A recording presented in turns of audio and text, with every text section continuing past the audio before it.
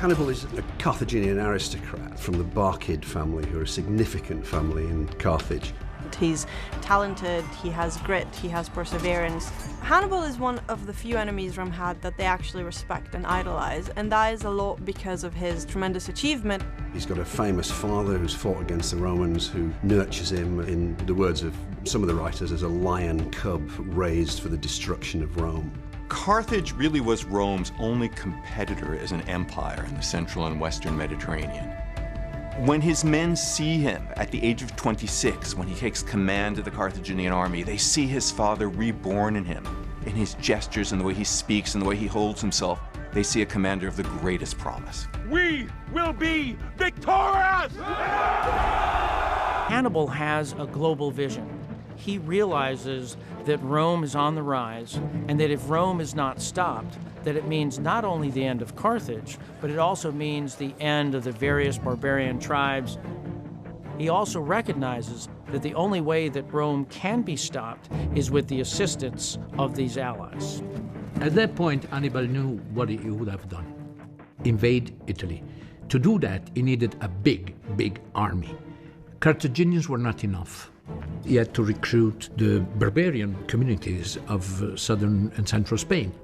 It's a difficult task. It's a very diverse army, and Hannibal has to get them to work together. He was promising them loot. We're out for adventure and wealth. Let's go, guys. Hannibal's plan to attack the Romans is both audacious, visionary, and extremely risky. He plans to march about 1,000 miles overland and to cross the Alps. He feels that whatever the cost, the advantage in shocking the Romans with him turning up in Italy will make it all worthwhile. Strange enough, he started the enterprise in the fall. He didn't wait for spring, so he got ready to cross the Alps in the worst conditions possible. It's apparently insane.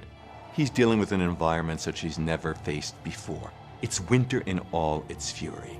It's ice, it's snow, it's wind, it's frostbite. It's just terrible.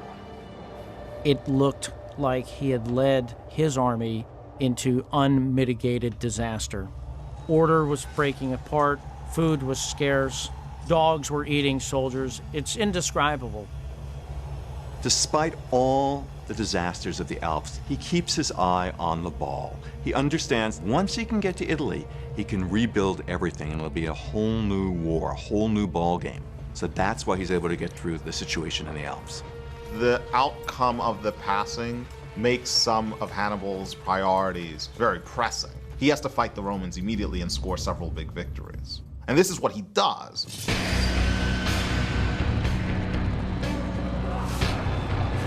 The Romans put forth their best legions in front of Hannibal's army, and they can't stop him. One after the other, he brings them to destruction. And this builds a momentum all its own. Romans at Cannae put together an enormously large army.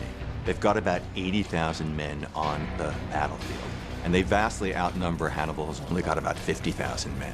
How is he going to defeat the Romans? And the answer is he wants the Romans to come into a trap. And partly because Hannibal set his trap well, and partly because the Romans are overconfident, they fall completely into the trap. It's a paradigmatic example of how you defeat the Romans. You ambush them, and Cannae is the greatest ambush in ancient history. Hannibal's plan for the Battle of Cannae is absolutely brilliant. 70,000 Roman troops fall in a single day. Strategists, tacticians, ever since, have striven to copy what he achieved. It represents tactical perfection.